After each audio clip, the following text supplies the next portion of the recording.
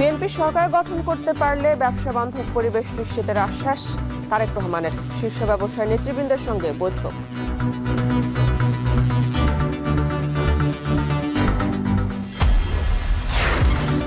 দাখিল করা মনোনয়নের প্রায় 1/4 যাচাই বাছাই বাতিল। দ্বৈত নীতি অবলম্বনের অভিযোগ প্রার্থীদের। লেভেল প্লেইং ফিল্ড নিয়ে প্রশ্ন।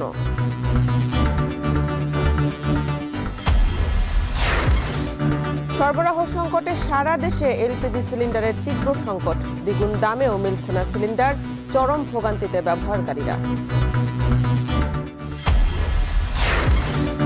এবং সারা দেশে তীব্র শীতে বিপর্যস্ত জনজীবন। 7 জেলায় মৃদু শৈত্যপ্রবাহ। মেহেরপুর চুয়াডাঙ্গায় সকালে সর্বনিম্ন তাপমাত্রা 9.2 ডিগ্রি সেলসিয়াস।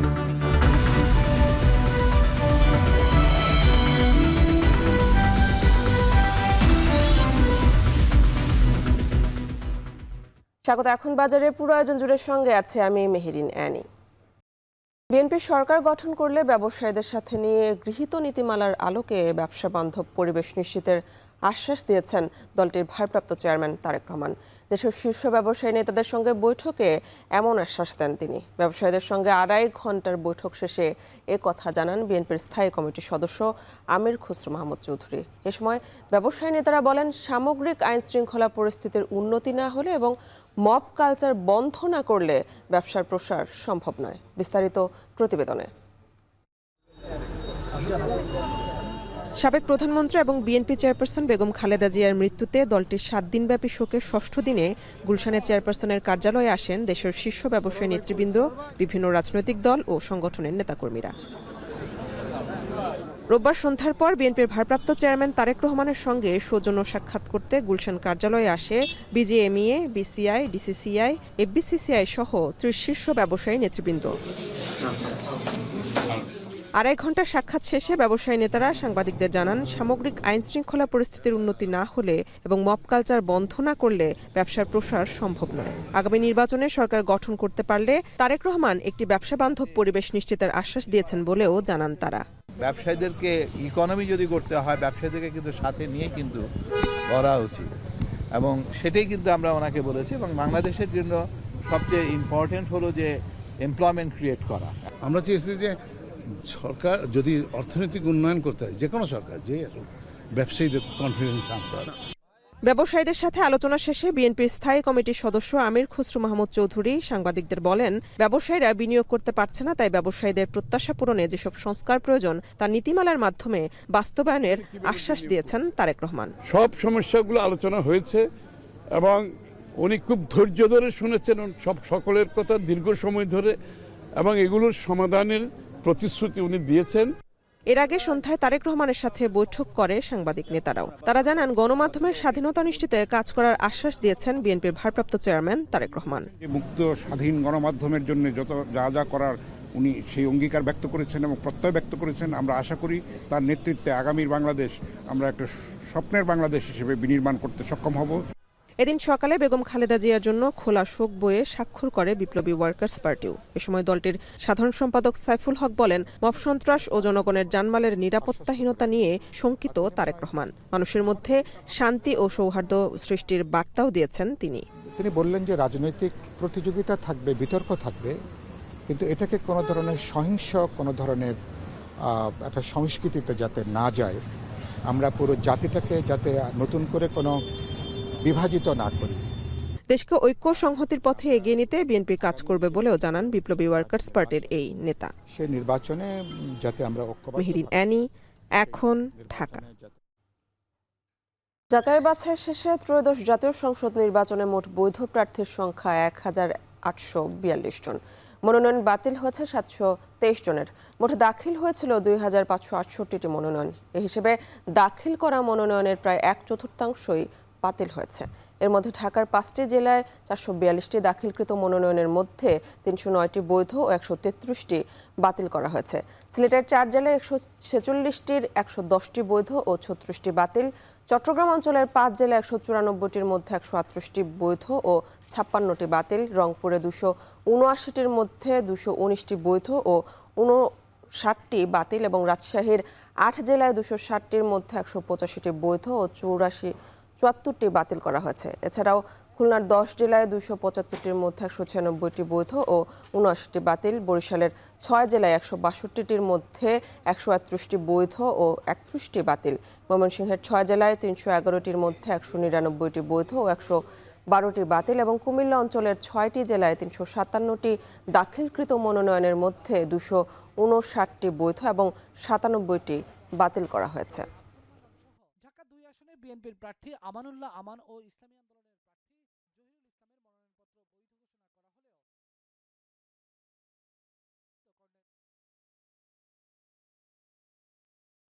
হলেও একই সমস্যা থাকার পরও কারো মনোনয়ন বাতিল, কারোটা বৈধ।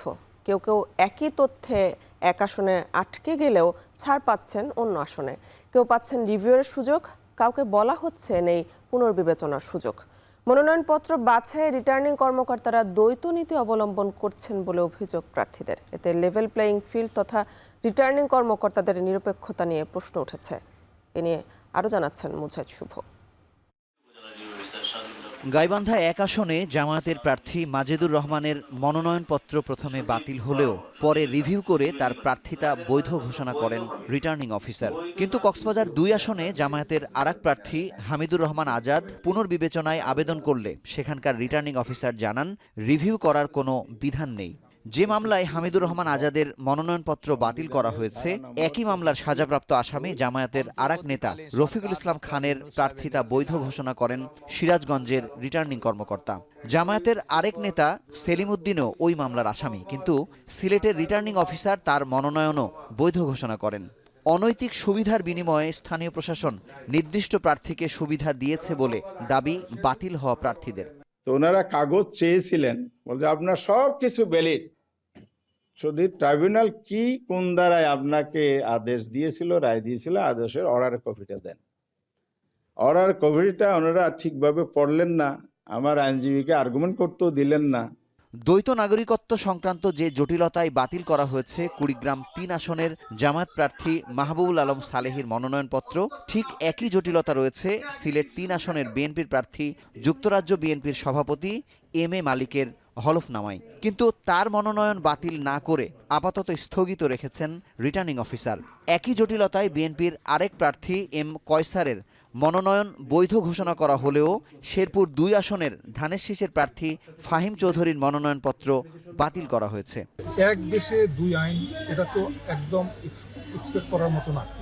আমাদের কাছে লেগেছে যে আমাদের যে রিটার্নিং কর্মকর্তা ইনি খুবই বায়াসড এবং উনি আইনের যে সঠিক প্রয়োগ এবং ওনার যে নিরপেক্ষতার একটা জায়গা ছিল, এই জায়গাটার সাথে উনি সদ্ব্যবহার করতে পারেন না। স্বতন্ত্র প্রার্থীর ক্ষেত্রে 1% ভোটারের স্বাক্ষর দিতে হয়। সেখান থেকে তারা 10 জনের তথ্য ভেরিফাই করতে গিয়েছেন, কিন্তু এই 10 জনের মধ্যে 2 জনের ক্ষেত্রে তারা দেখেছেন তারা ঢাকা 9-এর ভোটার না, এবং এই 2 জনেরই জানার কোনো উপায় ছিল না তারা ঢাকা 9-এর ভোটার না।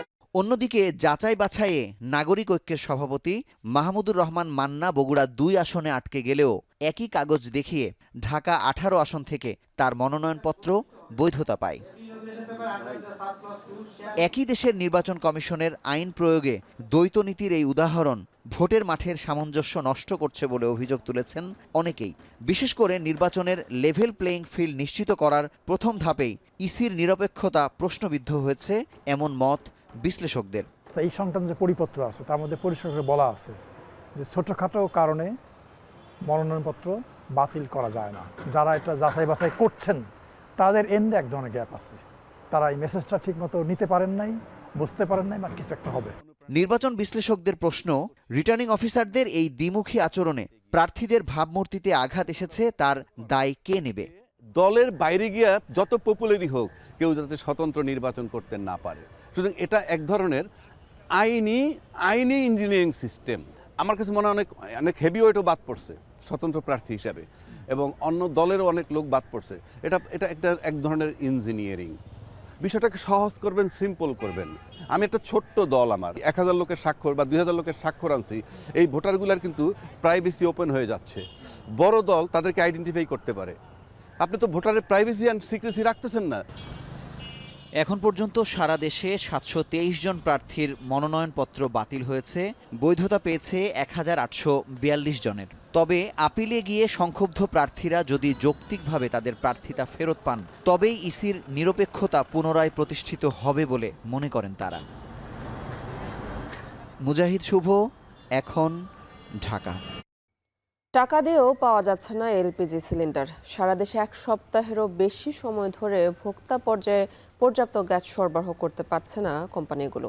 এই সুযোগে ভোক্তাদের জিম্মি করে দ্বিগুণ দামে এলপিজি বিক্রি করছে একদল অসাধু ব্যবসায়ী। এতে ভোগান্তিতে পড়েছে বাসাবাড়ি, রেস্তোরাঁ, এলপিজি ব্যবহারকারীরা।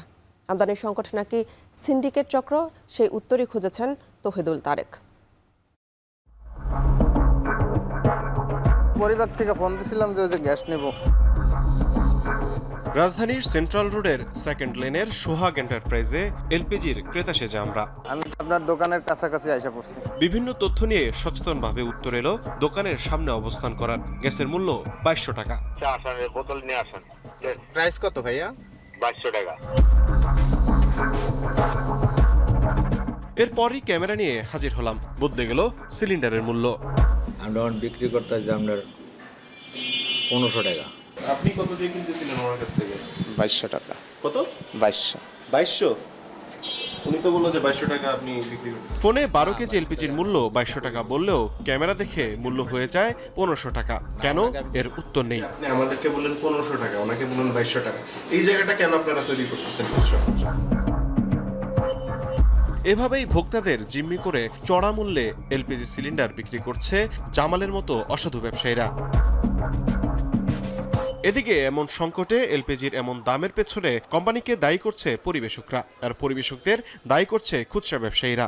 বড় যে কোম্পানি আছে ওরা আমাদের গ্যাস সাপ্লাই দিতে পারতেছে না। কস্টিং বেড়ে গেছে। আমাদের একটা গাড়ি গেলে আপনার মনে করেন যে 4-5 দিন পর পর একটা গাড়ি লোড হয়। মনে করেন আগে আমরা বিক্রি করতাম হলো 1300 থেকে 1350 টাকা। এখন এই গ্যাসটা মানে ওনাদের কাছ থেকে কিনতে গেলে 1800 থেকে 1900 টাকা, মানে আমাদেরই কিনে আনতে হইতেছে। এক সপ্তাহেরও বেশি সময় ধরে রাজধানী সহ সারা দেশে চলছে এলপিজি গ্যাসের সংকট। মালিবাগ থেকে কেরানীগঞ্জ, সেখান থেকে মানিকনগর ঘুরেও গ্যাস পাননি শ্রীকৃষ্ণ দেবনাথ। জ্বলছে না চুলা, পড়েছেন অকুল পাথারে। ঘুরতেছে, কোথাও গ্যাস পাচ্ছি। এই যে গ্যাসের জন্য আমি কেরানীগঞ্জ পর্যন্ত গেছি, কোথাও গ্যাস নেই। এমন চিত্র সকল এলপিজি ব্যবহারকারীর। গতকালকেও এসে গেছি, পরশুদিন এসে গেছি, মানে গ্যাস দিতে পারছে না। আমার বাসায় ছোট ছোট শিশুরা, 2টা বাচ্চা আছে। ওই যে এখন লাকড়ি চুলা ব্যবহার করতেছি পিছনে, গ্যাস পাইতেছি না কারণে। সরকারের কাছে অথবা কর্তৃপক্ষের কাছে আবেদন জানাই, যত তাড়াতাড়ি হোক এটা সমাধান একটা আসুক। সরবরাহকারী কোম্পানিগুলো বলছে শীতে চাহিদা বেশি থাকলেও ভূ রাজনৈতিক সমস্যা ও জাহাজ সংকটের কারণে তৈরি হয়েছে এমন সংকট। I mean, if you look at the logistics, how LPG comes into Bangladesh, there are various sources. So one of the prominent sources have experiencing a shortage, due to geopolitical reasons. So that is the main reason. With the sources, what we are reading, it will take, looks like it is going to take about 15 to 20 days or maybe even more.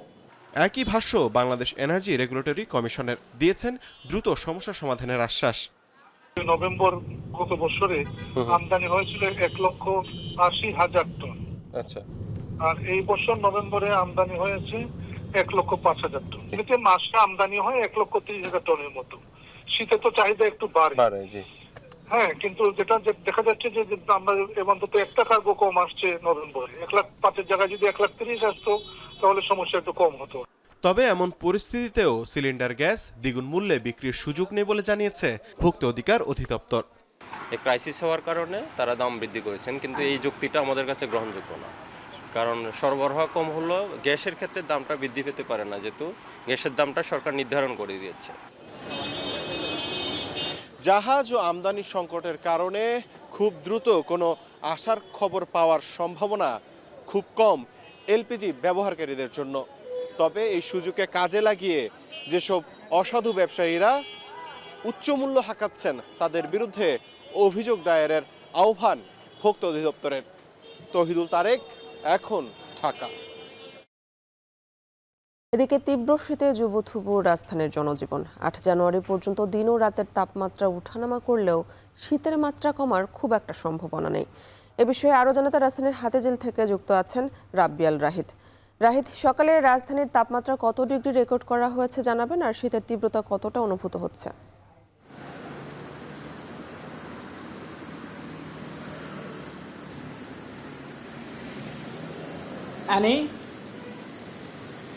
Annie দেখছেন যে এই মুহূর্তে আমি রয়েছি রাজধানীর হাতিরঝিলে এবং রাজধানীর হাতিরঝিলের সর্বশেষ আবহাওয়ার পরিস্থিতি অনুযায়ী ঢাকার আকাশ এখন বর্তমানে হালকা মেঘযুক্ত এবং শুষ্ক বায়ু বইছে এবং ঢাকার বর্তমান তাপমাত্রা প্রায় 13 ডিগ্রি সেলসিয়াস এবং 14 ডিগ্রি সেলসিয়াস এর মাঝামাঝি অবস্থা বিরাজ করছে এবং সারা দেশের যে তাপমাত্রা রয়েছে সেই তাপমাত্রায় পঞ্চগড়, দিনাজপুর এবং ঠাকুরগাঁও এই অঞ্চলের তাপমাত্রা অনেকটাই নিম্নগামী। বিশেষ করে গতকাল যে আবহাওয়ার পূর্বাভাসে জানা গেছে সেই আবহাওয়ার পূর্বাভাস অনুযায়ী দেশের প্রায় 7টি জেলার উপর দিয়ে শৈত্যপ্রবাহ বইছে এবং কিছু কিছু জেলাতে প্রায় 9 ডিগ্রি সেলসিয়াস এর নিচে তাপমাত্রা নেমে গিয়েছে এবং গতকাল আবহাওয়ার যে পরিস্থিতি ছিল সে অনুযায়ী কুয়াশার কারণে বেশ কয়েকটি ফ্লাইট শাহজালাল আন্তর্জাতিক বিমানবন্দরে আসা এবং যাওয়া বাধাগ্রস্ত হয়েছে এবং আপনি জানেন যে প্রায় 4 ঘন্টার মতো ফ্লাইট বন্ধ ছিল। শুধু বিমান চলাচল নয়, নৌ যোগাযোগ এবং সড়ক পথেও চলাচল অনেকটা সীমিত আকারেই ছিল এই আবহাওয়ার কারণে এবং এই আবহাওয়ার কারণে এখন পর্যন্ত জনজীবন অনেকটাই বিপর্যস্ত। দুর্ভোগে রয়েছেন সাধারণ মানুষরা। বিশেষ করে আজকে কিছু সাধারণ পথচারীর সঙ্গে কথা বলে জানা গিয়েছে যে তারা বলছেন যে তারা অনেকটাই দুর্ভোগে রয়েছেন এখন পর্যন্ত এই আবহাওয়ার জন্য এবং এই আবহাওয়া কবে কাটবে সেই নিয়েও তারা অনেকটা চিন্তিত।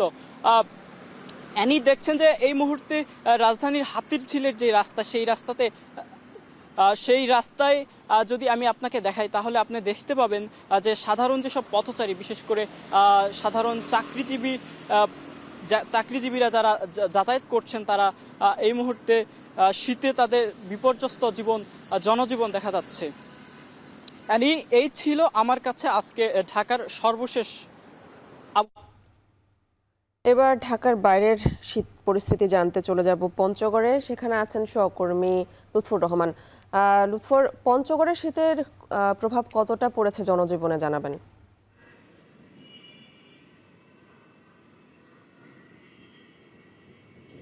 অ্যানি, আপনি জানেন পঞ্চগড়কে বলা হয়ে থাকে হিমালয় কন্যা, আর হিমালয় কন্যা বরাবরই শীতের তীব্রতা একটু বেশি থাকে উত্তর হিমালয়ের কাছে থাকার কারণে এবং এবারও আমরা কিন্তু সেই রকম চিত্রই লক্ষ্য করছি। এখানে শীতের আগমন ঘটে আগে এবং শীতের স্থায়িত্ব থাকে কিন্তু বেশ বেশি দিন এবং গতকালের যদি সর্বনিম্ন যে তাপমাত্রা রেকর্ড করা হয়েছিল পঞ্চগড়ে তেঁতুলিয়াতে 11 ডিগ্রি সেলসিয়াস, আজ সকালে পঞ্চগড়ে তেঁতুলিয়াতে যে সর্বনিম্ন তাপমাত্রা মাপা হয়েছে 12.8 ডিগ্রি সেলসিয়াস। গতকালের তুলনায় তাপমাত্রা খানিকটা বেড়েছে, তবে শীতের যে তীব্রতা সেটি কিন্তু কোনো অংশেই কমেনি। আমরা দেখছি যে গতকাল কিন্তু সারাদিন সূর্যের দেখা মেলেনি, আজ এখন পর্যন্ত কিন্তু সূর্যের দেখা নেই, আকাশ মেঘে ঢাকা রয়েছে, তবে কুয়াশা কিন্তু কমেছে এবং উত্তরে যে ঠান্ডা বাতাস সেটি জনপদের উপর দিয়ে বয়ে যাচ্ছে এবং বলে রেখে শীতের তীব্রতা বাড়ায়। পঞ্চগড়ে যাও খেটে খাওয়া মানুষ রয়েছে, নিম্ন আয়ের মানুষ রয়েছে, তারা বিপাকে পড়েছে। বিশেষ করে পঞ্চগড়ের নদীর বালু পাথর শ্রমিক যারা প্রায় 30 থেকে 40 হাজার বালু পাথর শ্রমিক রয়েছেন তারা বিপাকে পড়েছেন। এর পাশাপাশি দৈনিক আয় নির্ভর একটি বিরাট অঙ্কের মানুষ রয়েছে, তারাও কিন্তু এই কনকনে ঠান্ডা এবং হাড় কাঁপা শীত উপেক্ষা করে তারা কাজে বের হতে বাধ্য হচ্ছেন বলে আমরা দেখেছি এবং এই শীতের তীব্রতা বাড়ার কারণে পঞ্চগড়ে যারা অসহায় মানুষ রয়েছেন তারা প্রয়োজনীয় শীত বস্ত্রের অভাবে খুব কষ্টে রাত পার করছেন বলে আমরা দেখেছি এবং অনেকে কিন্তু রাস্তার পাশে বা বাড়ির উঠোনে ঘরকুটো জ্বালিয়ে শীত নিবারণের চেষ্টা করছেন। যদিও জেলা প্রশাসনের পক্ষ থেকে বলা হচ্ছে এখন পর্যন্ত সরকারিভাবে তারা 16,000 শীত বস্ত্র পেয়েছেন, তবে তা কিন্তু এই জেলার বিরাট অঙ্কের দরিদ্র মানুষের জন্য কিন্তু যথেষ্ট নয় বলেই তারা আমাদেরকে জানিয়েছেন। এবং আমরা কৃষির যদি কথা বলি, আমরা কৃষি কর্মকর্তার সাথে কথা বলেছি, তারা আমাদেরকে জানিয়েছেন যে এই শীতে ঘন কুয়াশা যদি অব্যাহত থাকে তাহলে আলু এবং বীজতলায় প্রভাব পড়বে, তবে অন্যান্য যেসব শাকসবজি সেখানে প্রভাব পড়ার তেমন কোনো সংখ্যা তারা করছে না।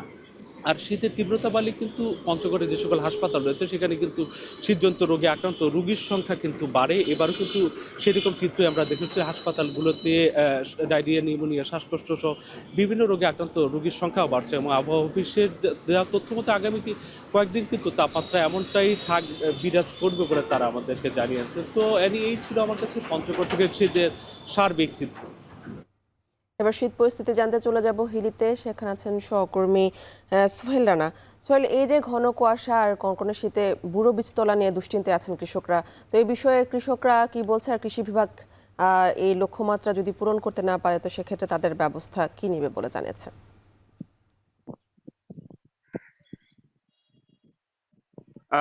শীতের তীব্রতা এবং ঘন কুয়াশার যত দাপট বাড়ছে ঠিক ততটাই কিন্তু দুশ্চিন্তা বাড়াচ্ছে কিন্তু এই অঞ্চলের যারা কৃষক রয়েছে তারা কিন্তু যে বড় আবাদ রয়েছে সে বড় আবাদের লক্ষ্য করেই কিন্তু বড় বীজতলা তৈরি করেছেন এবং বড় বীজতলায় যারা বীজ বপন করেছিলেন সেই বীজ থেকে কিন্তু চারাও কিন্তু গজিয়েছে। তবে এই চারাগুলো ঘন কুয়াশার কারণে অনেকটাই লালচে বর্ণ এবং হলুদ বর্ণ ধারণ করেছে, এটি নিয়ে কিন্তু বেশ দুশ্চিন্তায় পড়েছেন কিন্তু এখানকার কৃষকরা বলছেন যদি এই চারা মরে যায় সেক্ষেত্রে বড় যে আবাদ রয়েছে সামনে সে বড় আবাদ নিয়ে তারা কিন্তু বেশ শঙ্কায় পড়ে যাবেন যে আসলে কতটা লক্ষ্যমাত্রা পূরণ করা সম্ভব হবে সেটি নিয়েও কিন্তু তারা কিন্তু ভাবছেন। কিন্তু আমরা দেখেছি, আমি সকাল থেকে উপজেলার বিভিন্ন বড় বীজতলা দেখেছি, সেই বড় বীজতলাগুলোর যে দৃশ্যটি আমরা দেখতে পেয়েছি যে বিশেষ করে বড় বীজতলা যে চারাগুলো রয়েছে সেখানে কিন্তু লালচে বর্ণ ধারণ করেছে এবং হলুদ বর্ণ অনেক বড় যে চারা রয়েছে সেটি কিন্তু বর্ণ ধারণ করেছে এবং অনেক জায়গায় কিন্তু মরে গিয়েছে। এটি কিন্তু আসলে কৃষককে বেশ কষ্টের মধ্যে ফেলে দিয়েছে যে আসলে এত সুন্দর করে আসলে বীজতলা তৈরি করে বপনের যে অপেক্ষা সেটি কিন্তু তাদের কিন্তু সেই স্বপ্নটা কিছুটা নষ্ট হতে বসেছে এমন কিন্তু তারা বলছেন। আমি হাকিমপুর উপজেলার যে কৃষি অফিসার আছেন আরজানা বেগম, তার সাথে কথা বলেছি। তিনি যেটি বলছেন যে আসলে এই শীতের মধ্যে আসলে বীজতলা নিয়ে একটা দুশ্চিন্তা থাকবারই কথা, তবে তাদের পক্ষ থেকে সব ধরনের পরামর্শ তারা দিচ্ছেন। সেটি হচ্ছে তিনি যেটি বলছেন যে বিশেষ করে এই শীতের যদি রোদের দেখা না মিলে সেক্ষেত্রে বীজতলাগুলো পলিথিন দিয়ে ঢেকে রাখতে হবে, পাশাপাশি ছত্রাকনাশক যে স্প্রেয়ার রয়েছে সেটি করতে হবে এবং পানি যেন বীজতলায় ধরে রাখে সেটিও কিন্তু তাদের পক্ষ থেকে পরামর্শ দেওয়া হচ্ছে। এবং তারা বলছেন যে আসলে এখন পর্যন্ত এই উপজেলায় 245 হেক্টর জমিতে যে বড় বীজতলা রয়েছে সেটি রোপণ করেছেন কৃষকরা, আরো হয়তো বাড়বে সেটি তারা বলছেন। যদি শীতের তীব্রতা এরকমই থাকে তাহলে হয়তো বীজতলা নিয়ে কিছুটা সংখ্যা থাকবে এবং তখন কিন্তু বড় যে লক্ষ্যমাত্রা সেটি পূরণ নাও হতে পারে, এমন একটা সংখ্যাও কিন্তু রয়েছে। ঢাকা এবং ঢাকার বাইরের শীত পরিস্থিতি নিয়ে জানাচ্ছিলেন সহকর্মীরা। 4 বছর পেরিয়ে গেলেও চালু হয়নি যশোর সদর হাসপাতালের আইসিইউ ও আইসোলেশন ইউনিট, বন্ধ রয়েছে লিফট সম্প্রসারণ কাজও। ফলে চিকিৎসা সেবা বন্ধ থাকায় চরম ভোগান্তিতে পড়েছেন রোগীরা। এদিকে কর্মকর্তারা জানান প্রকল্পের জন্য অস্বাভাবিক অর্থ বরাদ্দ চাওয়ায় দেখা দিয়েছে জটিলতা। রিপন হোসেনের প্রতিবেদনে বিস্তারিত। যশোর সদর হাসপাতালের আইসিইউ ও আইসোলেশন ইউনিট 4 কোটি টাকা ব্যয়ে নির্মাণ করা হলেও 4 বছরে কোনো কাজই আসছে না। এখানে 10 শয্যার আইসিইউ ও 20 শয্যার আইসোলেশন ইউনিট থাকলেও মুমূর্ষু রোগীদের আইসিইউর সাপোর্টের জন্য নিতে হয় রাজধানী কিংবা অন্য জেলায়। ফলে বাড়তি সময়ের পাশাপাশি গুনতে হচ্ছে বাড়তি অর্থ। অনেক মৃত্যু এই আইসিইউ না থাকার কারণে হচ্ছে, এর দায় হচ্ছে যশোর হাসপাতাল কর্তৃপক্ষের এবং স্বাস্থ্য কর্তৃপক্ষের। যত মেডিকেল ইকুইপমেন্ট যা দরকার সমস্ত কিছু থাকা সত্ত্বেও আইসিইউ কেন চালু হচ্ছে না, এটা একটা উদ্বেগের বিষয়। যশোরে আইসিইউ না থাকার কারণে হয় আমাদের এখান থেকে খুলনায় যেতে হয়, না হলে হচ্ছে ঢাকায় নিতে হয়, পথের মধ্যে অনেক রোগী মারা যায়। জরুরিভাবে যদি এটা করা হয় তাহলে এখানে যারা গরিব মানুষ আছে, আমরা যারা আছি তাদের জন্য অনেক সুবিধা হয়। এই আইসিইউটা যদি চালু হয় তাহলে আমরা যশোরবাসী আরও সেবা পাবো। এদিকে আইসিইউ ইউনিটে শয্যা সহ সব সরঞ্জাম প্রস্তুত থাকলেও সম্প্রসারণ করা হয়নি লিফট, রয়েছে জনবল সংকটও। তবে দ্রুত সব সুযোগ সুবিধা চালু করার আশ্বাস সংশ্লিষ্টদের। ডাব্লিউডিকে চিঠি মারফত অবহিত করেছি, তারা বাজেটের জন্য লিখেছে, বাজেটটা সংস্থান করা সম্ভব হয়নি বলে ওই লিফটটা আসলে চালু করা যায়নি। তবে এটা করতে গেলে আমাদের আরেকটা চ্যালেঞ্জ হবে, সেটা হচ্ছিল যে আমাদের ডাক্তার নার্স আমরা জোগাড় করতে পারবো, কিন্তু আমাদের সাপোর্ট স্টাফ যারা আছে তাদের সংকট আমাদের সবসময় রয়েছে। আইসিইউ সেবা বিঘ্নিত হচ্ছে না, কিন্তু যে যন্ত্রপাতিগুলি এসেছে এবং ভবনটি ইতিমধ্যে নির্মিত হয়েছে সেটি আস্তে আস্তে পুরনো হয়ে যাচ্ছে। তবে আমরা নিয়মিত এই ভবনটির রক্ষণাবেক্ষণের ব্যাপারে আমরা দৃষ্টি রাখছি। ভবনটির 3টি ফ্লোরে লিফটের জন্য ব্যয় হয়েছে 80 লাখ টাকা, অথচ একই ভবনের নতুন 4র্থ তলায় লিফটের জন্য বরাদ্দ চাওয়া হয়েছে 42 লাখ টাকা। এমন অর্থ বরাদ্দ চাওয়াকে অস্বাভাবিক মনে করেন কর্মকর্তারা। ওপির কার্যক্রমটি স্থগিত হয়ে যাওয়াতে ইতিমধ্যে আমরা স্বাস্থ্য মন্ত্রণালয়ের যে বার্ষিক মেরামত এবং রক্ষণাবেক্ষণ যে বাজেট থাকে সেই বাজেটে আমরা ইতিমধ্যে চাহিদা প্রেরণ করেছি। তো আশা করছি খুব অল্প সময়ের মধ্যে আমরা এটির অনুমোদন পেলে এটি কার্যক্রমটা আমরা হাতে নিতে পারবো। ভোগান্তি কমাতে দ্রুতই লিফট সম্প্রসারণ সহ হাসপাতালের সকল সুযোগ সুবিধা নিশ্চিত করা হবে বলে আশা রোগী ও স্বজনদের। এখন যশোর। প্লাস্টিকের সহজলভ্য পণ্যের কারণে নওগাঁয় দিন দিন বাঁশের তৈরি পণ্যের কদর কমেছে। একই সঙ্গে কমছে এ খাতে জড়িত কারিগরদের চাহিদাও, যাতে প্রতিনিয়ত লোকসানে খাত সংশ্লিষ্টরা। আব্বাস আলীর তথ্য প্রতিবেদনে বিস্তারিত। গ্রামীণ জীবনে একসময় গৃহস্থালী, কৃষি ও ব্যবসার ক্ষেত্রে বাঁশের তৈরি সরঞ্জামের ব্যবহার থাকলেও এখন তা কমেছে। সময়ের ব্যবধানে আধুনিক জীবনধারায় স্থান বদল করেছে প্লাস্টিক পণ্য। এতে দিন দিন কমছে উৎপাদন। নওগাঁর মহাদেবপুর উপজেলার রায়দা দাসপাড়া গ্রামের বাঁশপণ্যর কারিগর অতীন কুমার কিশোর বয়সে বাপদাদার কাছ থেকে হাতে খড়ি তার। বেশ কয়েক বছর আগে কাজের চাপ থাকলেও বর্তমানে তা একেবারেই নেই। অবস্থা ভালো না, আমার করে শিল্পী কাজ জাতি ব্যবসা করি আমরা, তাছাড়া কোনো উন্নতি আমার করে নাই, সব জিনিসের দাম বেশি। একই অবস্থা অন্যান্য কারিগরদেরও। তারা বলছেন গত 3 বছরের ব্যবধানে প্রতিটি বাঁশের দাম বেড়েছে 80 থেকে 100 টাকা পর্যন্ত, যাতে পুরো সপ্তাহ জুড়ে কাজ করে খরচ বাদে আয় হয় মাত্র 1,500 টাকা, যাতে সংসার চালাতে হিমশিম খেতে হচ্ছে এই পেশায় জড়িতদের। এগুলান একটা বাস যখন ছিল 50 টাকা, তখন একটা জিনিস বিক্রি করেছিলাম 40 টাকা 30 টাকা, তো আজকে একটা বাস 150 টাকা। আমাদের জিনিসের দাম অনেক কমে গেছে। প্লাস্টিক আসে, আমাদের একটু কাজের খুব ধীর গতিতে চলতেছে, সুবিধাজনক নয়, চলতেছে কোনো মতো আমরা ছেলে মেয়ে জীবনযাপন করি।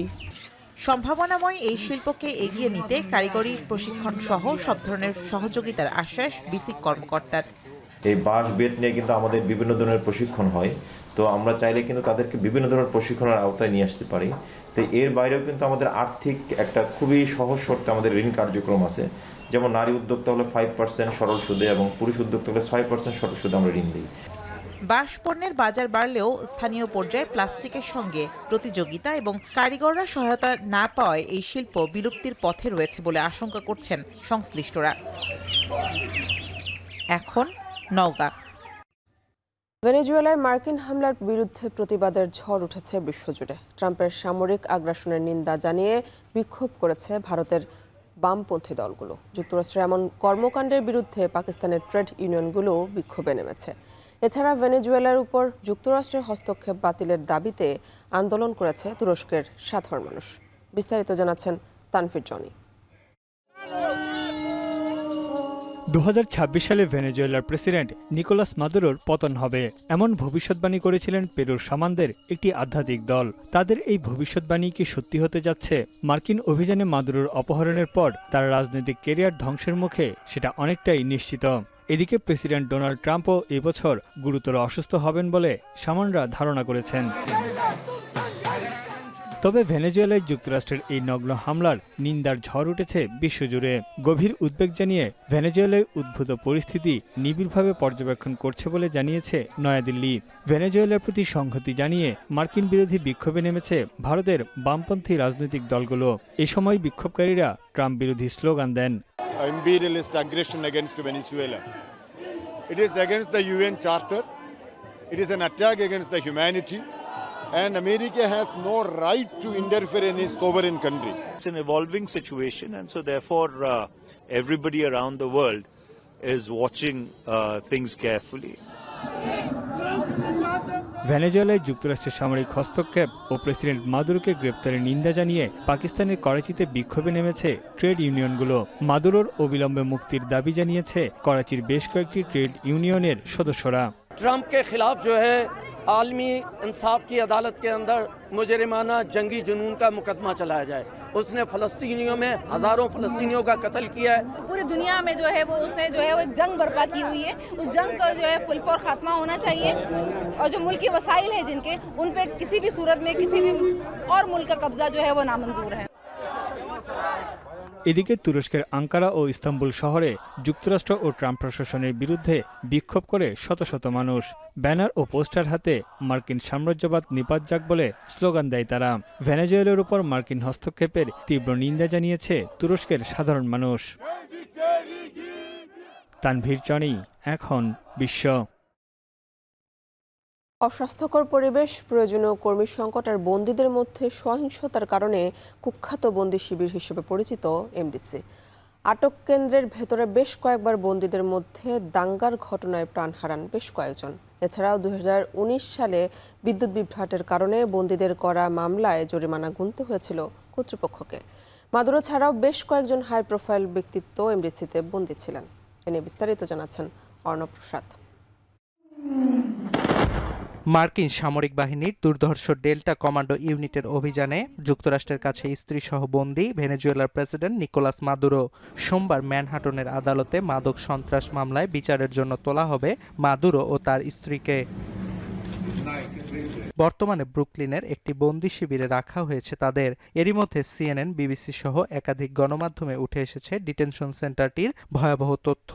অস্বাস্থ্যকর পরিবেশ, প্রয়োজনীয় কর্মী সংকট, বিদ্যুৎ বিভ্রাটের মতো সমস্যার কারণে অসহনীয় ও ভীতিকর হিসেবে পরিচিত কুখ্যাত এই কারাগারটি।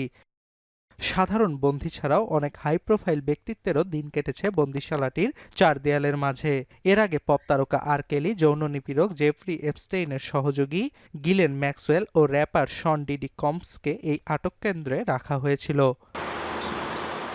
বন্দীদের মধ্যে সংঘর্ষ ও দাঙ্গার কারণে কুখ্যাত নিউ ইয়র্কের মেট্রোপলিটন ডিটেনশন সেন্টার। 2024 সালে বন্দি শিবিরটিতে অন্তত 2বার সহিংসতার ঘটনায় প্রাণহানি ঘটে। তবে একাধিকবার সহিংসতার ঘটনা ঘটলেও কোনো ব্যবস্থা নেয়নি কর্তৃপক্ষ। বন্দীদের প্রাপ্য অধিকার থেকেও বরাবর বঞ্চিত রাখে এমডিসি। 2019 সালে টানা 1 সপ্তাহ বিদ্যুৎবিহীন ছিলেন বন্দীরা।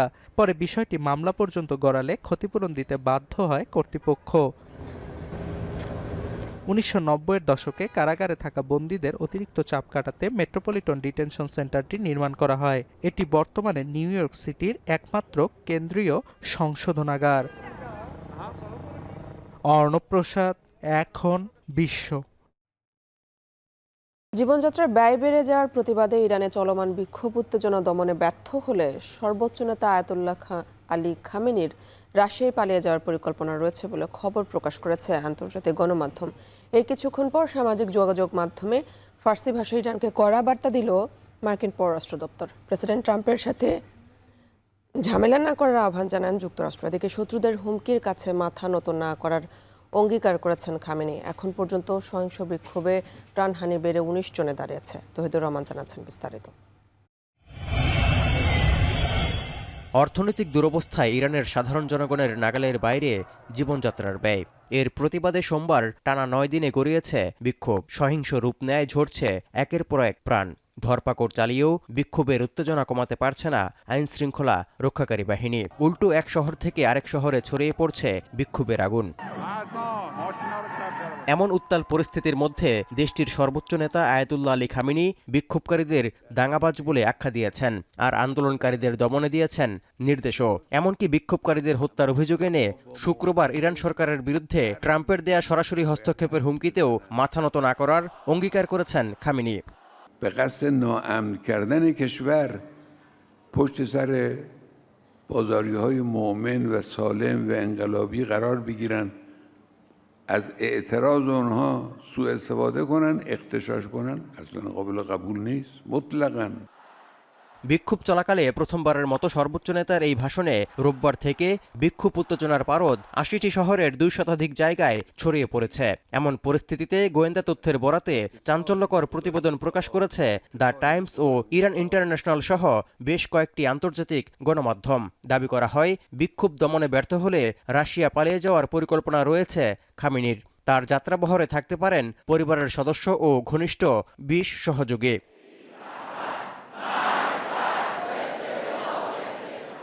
নিরাপত্তার স্বার্থে ইরানের সুপ্রিম লিডার খামেনির দেশ ত্যাগের এই ব্যাকআপ প্ল্যান ফাঁস নিয়ে সরকারের উচ্চ পর্যায় থেকে এখনো কোনো মন্তব্য করা হয়নি। এই যখন অবস্থা, তখন ফরাসি ভাষায় সামাজিক যোগাযোগ মাধ্যমে ইরানের উদ্দেশ্যে করা বার্তা দিল মার্কিন পররাষ্ট্র দপ্তর, যেখানে লেখা রয়েছে, প্রেসিডেন্ট ট্রাম্পের সাথে ঝামেলা করো না।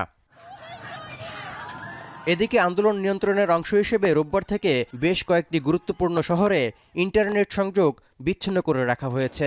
এমনকি যে কোনো পরিস্থিতি মোকাবিলায় ক্ষেপণাস্ত্র ও বিমান প্রতিরক্ষা মহড়াও শুরু করেছে তেহরান। তৌহিদুর রহমান, এখন বিশ্ব। ভিজিট মালয়েশিয়া এয়ার 2026-এর প্রস্তুতির অংশ হিসেবে আই লাইট ইউ প্রকল্পের মাধ্যমে পর্যটন নগরায়নের নতুন দৃষ্টান্ত স্থাপন করল মালয়েশিয়া। আধুনিক আলোকসজ্জা ও বৈচিত্র্যময় সাংস্কৃতিক ঐক্যের এই আয়োজন বিদেশি পর্যটকদের আকর্ষণে গুরুত্বপূর্ণ ভূমিকা রাখবে বলে আশা প্রকাশ করেন সংশ্লিষ্টরা। বিস্তারিত শাহরিয়ার তারেকের প্রতিবেদনে। চলতি বছর আরও বেশি পর্যটক টানতে বেশ জোরেশোরেই মাঠে নেমেছে মালয়েশিয়া। রাজধানী কুয়ালালামপুরের প্রাণকেন্দ্র ও পর্যটকদের পছন্দের বুকিত বিন্দানকে সাজানো হয়েছে নতুন রূপে। ভিজিট মালয়েশিয়া ইয়ার 2026 পরিকল্পনা সফল করতে নেওয়া হয়েছে আই লাইট ইউ প্রকল্প, যার উদ্বোধন করেন প্রধানমন্ত্রী আনোয়ার ইব্রাহিম। মালয়েশিয়ার পর্যটন ও সংস্কৃতিকে বিশ্ব দরবারে তুলে ধরার লক্ষ্যে বিশেষ এই প্রকল্প। আয়োজনে মূলত ঝাড়বাতি, চাঁদের আলো ও রূপকথার থিমে নির্মিত আধুনিক এলইডি লাইটিং ব্যবহার করা হয়েছে, যেখানে বসানো হয়েছে 70টিরও বেশি শক্তি সাশ্রয়ী এলইডি বাতি। বুকিত বিন্তাংয়ের 1 কিলোমিটার দীর্ঘ সড়ক জুড়ে এই আলোকসজ্জা। প্রকল্পটির উদ্বোধনী অনুষ্ঠান দেখতে জড়ো হন হাজার হাজার মানুষ। উদ্বোধনী অনুষ্ঠানে এশিয়ার প্রথম এই অস্কারজয়ী অভিনেত্রী বিশ্ববাসীকে মালয়েশিয়া ভ্রমণের আমন্ত্রণ জানান। Biarlah cahaya ini memancar sebagai lambang masa depan gemilang yang kita bina bersama. বর্ণিল আলোকসজ্জা শহরের অন্যতম আইকনিক এই এলাকাকে আরও উজ্জ্বল, নিরাপদ ও উৎসবমুখর করে তুলেছে। দেশটির পর্যটন খাতে সাফল্যের পেছনে বহুজাতিক ও বহু সাংস্কৃতিক সম্প্রীতি প্রধান শক্তি বলে মন্তব্য করেন প্রধানমন্ত্রী আনোয়ার ইব্রাহিম।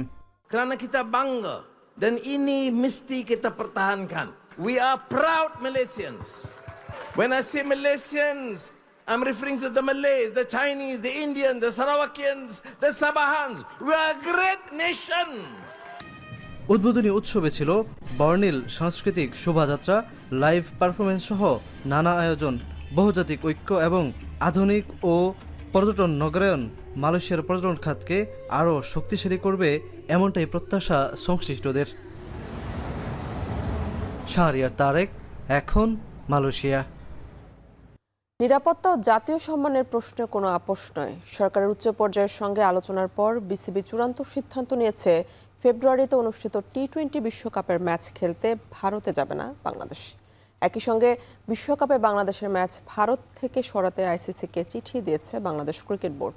কঠোর এই সিদ্ধান্তের সঙ্গে মুস্তাফিজুর রহমানের আইপিএল খেলার ছাড়পত্র বাতিল করেছে বিসিবি। দেশে আইপিএলের সম্প্রচার বন্ধের ইস্যুটি বিবেচনা করছে সরকার। বিস্তারিত জানাচ্ছেন আরিফুল ইসলাম সাহাব। ভারতীয় উগ্রবাদী সংগঠনগুলোর আন্দোলন, হুমকি আর চাপের মুখে বিসিসিআইয়ের নির্দেশে চড়া দামে কিনলেও নিরাপত্তার অজুহাতে মুস্তাফিজকে স্কোয়াড থেকে বাদ দেয় কলকাতা নাইট রাইডার্স। দেশের ক্রিকেটারের প্রতি এই অপমানে তীব্র প্রতিক্রিয়া জানান দর্শক ও সাবেক ক্রিকেটাররা। বিসিবির কাছে এই অপমান ছিল জাতীয় সম্মানে আঘাত। এক মুস্তাফিজকে যখন নিরাপত্তার ইস্যুতে আইপিএল থেকে বাদ দিতে হয়, তখন ভারতে অনুষ্ঠেয় টি-20 বিশ্বকাপে পুরো দলের নিরাপত্তা নিয়েও উদ্বিগ্ন হয়ে ওঠে বিসিবি। তাই আগের রাতের জরুরি বৈঠকের সিদ্ধান্ত অনুযায়ী নিরাপত্তা চেয়ে আইসিসিকে চিঠি দেয় ক্রিকেট বোর্ড। তবে পরিস্থিতি বিবেচনায় সরকারের পরামর্শ মেনে দুপুরে দ্বিতীয় দফায় জরুরি বৈঠক ডাকে বিসিবি। সন্ধ্যায় আনুষ্ঠানিকভাবে তারা জানিয়ে দেয় বিশ্বকাপ খেলতে ভারত যাবে না বাংলাদেশ। বিকল্প ভেন্যুতে খেলার আগ্রহের কথা জানিয়ে আইসিসিকে পুনরায় চিঠি দেয় বিসিবি। এর আগে দুপুরে ক্রীড়া উপদেষ্টা আসিফ নজরুল সামাজিক যোগাযোগ মাধ্যমে জানান ভারতে খেলতে যাচ্ছে না টাইগাররা। তবে সকালে ভারতীয় গণমাধ্যমে বিসিসিআইয়ের এক কর্মকর্তা জানান কেউ চাইলেই হুট করে ভেন্যু পরিবর্তন সম্ভব নয়। তারপরই নিজেদের কঠোর সিদ্ধান্তের কথা জানায় বিসিবি। এছাড়াও বোর্ড সূত্রে জানা গেছে মুস্তাফিজুর রহমানের আইপিএল খেলার এনওসিও বাতিল করা হয়েছে। অর্থাৎ কেকেআর চাইলেও মুস্তাফিজকে আর তাদের স্কোয়াডে অন্তর্ভুক্ত করতে পারবে না। সঙ্গত কারণেই বাংলাদেশে আইপিএল সম্প্রচার করা হবে কিনা সেই বিষয়েও প্রশ্ন উঠছে। তথ্য উপদেষ্টা জানিয়েছেন আইপিএল সম্প্রচার বন্ধে ব্যবস্থা নেবে সরকার।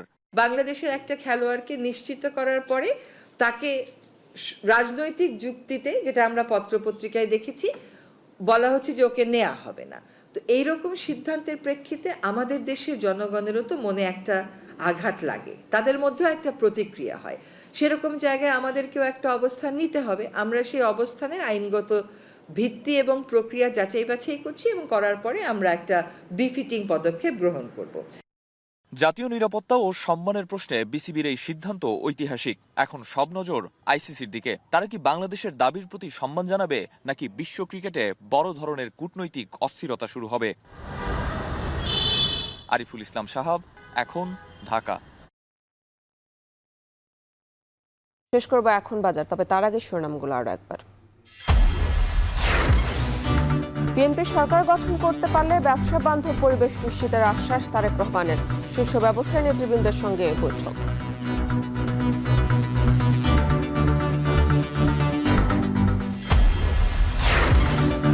দাখিল করা মনোনয়নের প্রায় 1/4 যাচাই বাতিল। দ্বৈত নীতি অবলম্বনের অভিযোগ প্রার্থীদের।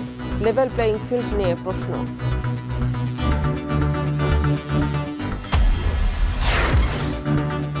টাকার এলপিজি সিলিন্ডার কিনতে গুনতে হচ্ছে 2200 থেকে 2400 টাকা। সরবরাহ সংকটের অজুহাত ব্যবসায়ীদের, ক্ষুব্ধ ব্যবহারকারীরা। এবং সারা দেশে তীব্র শীতে বিপর্যস্ত জনজীবন, 7 জেলায় মৃদু শৈত্যপ্রবাহ। মেহেরপুর চুয়াডাঙ্গায় সকালে সর্বনিম্ন তাপমাত্রা 9.2 ডিগ্রি সেলসিয়াস। এ ছিল এখন বাজারে। এখন টেলিভিশন ওয়েবসাইটে দেখতে ভিজিট করুন www.এখন.tv। এছাড়া ফেসবুকে দেখতে ভিজিট করুন facebook.com/tv.এখন এবং ইউটিউবে দেখতে ভিজিট করুন youtube.com/c/এখন tv।